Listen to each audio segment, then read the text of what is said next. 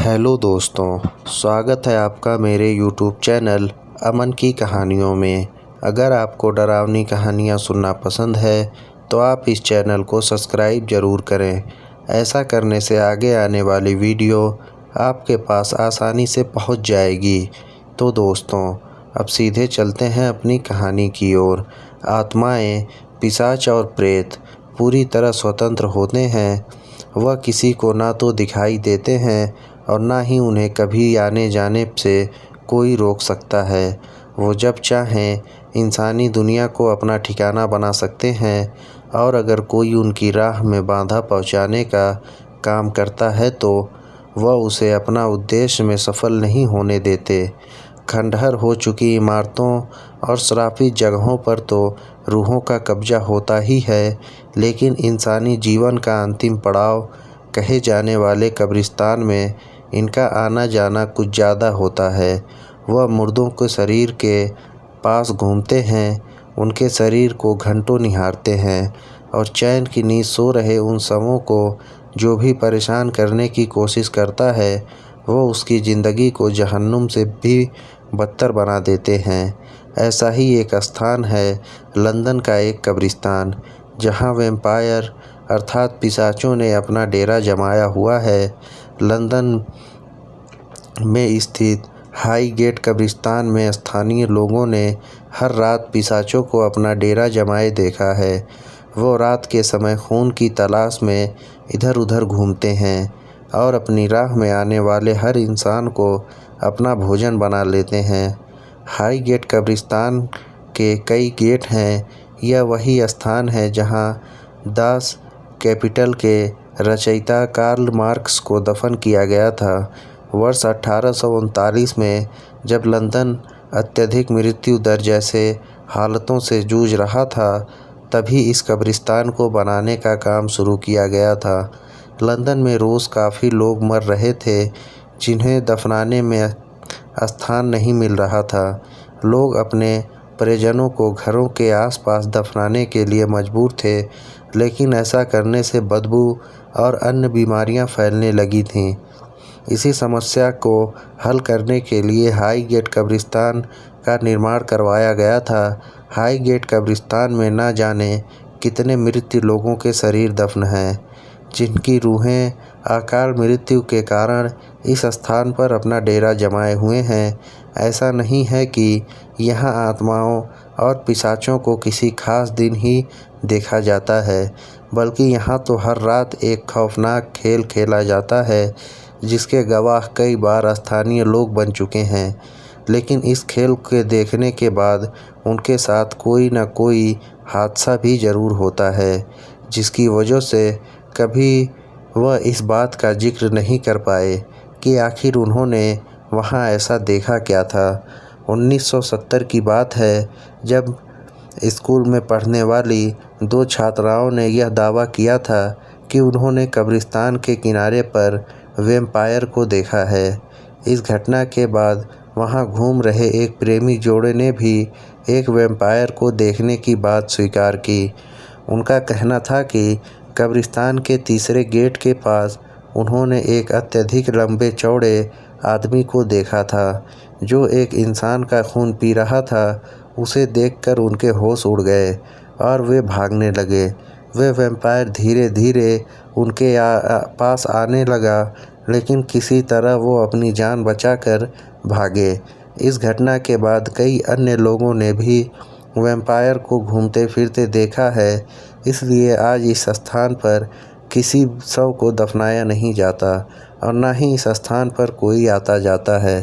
तो दोस्तों, इस कहानी में बस इतना ही। अब हम चलते हैं अपनी अगली कहानी की ओर। दोस्तों, यह बात पिथौरागढ़ की है। मैं अपने दोस्त के साथ मेले से वापस आ रहा था। हम दोनों काफ़ी थक चुके थे, इसलिए ज़्यादा बातें नहीं कर रहे थे। अचानक मेरा दोस्त कुछ बड़बड़ाने लगा। वो पंजाबी में कुछ बोल रहा था, मगर उसे पंजाबी आती नहीं थी। वो खुद ही सवाल करता और ख़ुद ही जवाब दे रहा था। मुझे कुछ समझ नहीं आ रहा था कि वे ऐसा क्यों कर रहा था। मुझे लगा कि वो शायद मजाक कर रहा है। वह खुद से ही कुछ मांग रहा था और ख़ुद ही कह रहा था कि मेरे पास नहीं है। थोड़ी दूर जाने के बाद रास्ता दो भाग में बँट गया।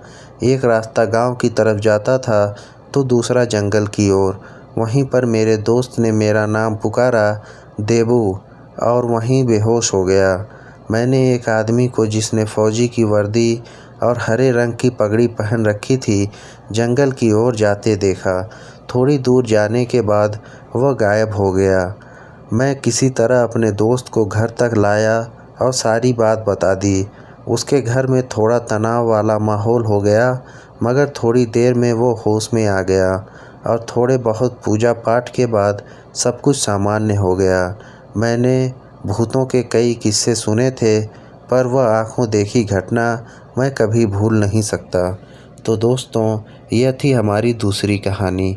अब हम चलते हैं अपनी तीसरी कहानी की ओर। दोस्तों, एक ऐसे गांव के बारे में बताने जा रहा हूं, जहां के लोग साए के डर से रात भर नहीं सो पाते। शाम ढलते ही उस गांव के लोग अपने घरों के दरवाजे बंद कर लेते हैं और कुछ लोग उस गांव के मंदिर में अपनी सलामती के लिए प्रार्थना और भजन कीर्तन करने लग जाते हैं। उस गांव के लोगों को लगता है कि रात को रूहानी ताकतें उन्हें परेशान कर सकती हैं। ऐसा क्या है इस गांव का रहस्य और कौन इन्हें परेशान कर रहा है, आइए आपको विस्तार से मैं बताता हूँ। ये मध्य प्रदेश के बैतूल ज़िले का नीरकुंड गांव है। इस गांव में दिन तो सामान्य होते हैं, लेकिन रातें डरावनी हो जाती हैं। सूरज ने जैसे ही आंखें बंद की, यहाँ के लोगों में खौफ दौड़ने लग जाता है। रात को बुरी आत्माएं लोगों में इस कदर भर जाती हैं कि दिन में उजाले में भी लोग इनकी बातें करने में सहम जाते हैं। यहाँ के स्थानीय लोगों को उनके परिवार वाले रात को खेत पर जाने से मना करते हैं और रात को बिजली भी केवल 2 घंटे ही रहती है। घर के कोने में बैठकर लोग रात गुजारते हैं और रात भर भगवान से ये दुआ करते हैं कि खौफ का वो साया उनके आसपास भी ना भटके और ना ही कोई रूहानी ताकत उनके घर तक दस्तक दे, चाहे अमावस की रात हो या पूर्णिमा की। रात ढलते ही मंदिरों में लोग भजन कीर्तन के लिए निकल जाते हैं और दूसरी तरफ घरों में कुंडियाँ लग जाती हैं। गलियों में धड़कन बढ़ा देने वाला सन्नाटा छा जाता है। अगर वो सन्नाटा कभी टूटता है तो कुछ रहस्यमयी आवाज़ें सुनाई पड़ती हैं। आखिर क्या ये अनजाना डर कौन है इस गांव में, जो रात होते ही डर की कुंडियां खड़खड़ाने लगता है? कौन है वो भूत जिसके डर में गांव के 2000 लोग बेबस और लाचार हो जाते हैं? इसके सच को तलाशने के लिए आज तक की टीम इस गांव में पहुंची। इस टीम में इंडिया पैरानॉर्मल सोसाइटी के गौरव तिवारी और उनके 2 साथी थे। उन्होंने रात भर उस गांव की पड़ताल की, इसलिए उन्होंने अपने पास गैजेट्स के उनके बारे में पता लगाने की कोशिश की और उन्हें पता चला कि EMF रीडर रीडिंग बहुत ज़्यादा थी। तो दोस्तों, इस कहानी में बस इतना ही। अब हम चलते हैं अपनी अगली कहानी की ओर। दोस्तों, हमारे गांव में एक छोटा सा स्कूल है, जिसकी नींव आज से 65 साल पहले वहां के तत्कालीन तहसीलदार श्री गणेशा सिलाल जी द्वारा रखी गई। शुरू में इस स्कूल में 45 लड़कियां पढ़ती थीं। इसके बाद इसका नाम स्वतंत्रता सेनानी श्री छोटू सिंह आर्य की निगरानी में चलता रहा। इस स्कूल के पीछे यहाँ के स्थानीय लोगों का मानना है कि जब इस स्कूल की नींव रखी जा रही थी, तभी उस रास्ते से एक स्वामी गुजरे। उन्होंने वहाँ काम कर रहे एक मजदूर से पानी मांगा, तो उस मजदूर ने कहा कि उसके पास समय नहीं है। वो स्वामी अपना अपमान सहन नहीं कर सके और उन्होंने श्राप दे दिया, जब इस स्कूल का काम बंद हो जाएगा तब ये स्कूल तबाह हो जाएगा। यह बात जब समिति को पता चली तो उन्होंने इस स्कूल का काम पूरा नहीं होने दिया और कुछ न कुछ काम चलता रहता है। इसके अलावा यहाँ हर साल 1 या 2 लड़कियों की मौत भी होती है। तब से इस स्कूल को श्रापित माना जाता है। लेकिन गांव में कोई और सरकारी स्कूल नहीं होने की वजह से सभी इसी स्कूल में जाते हैं। तो दोस्तों, ये इस कहानी में बस इतना ही।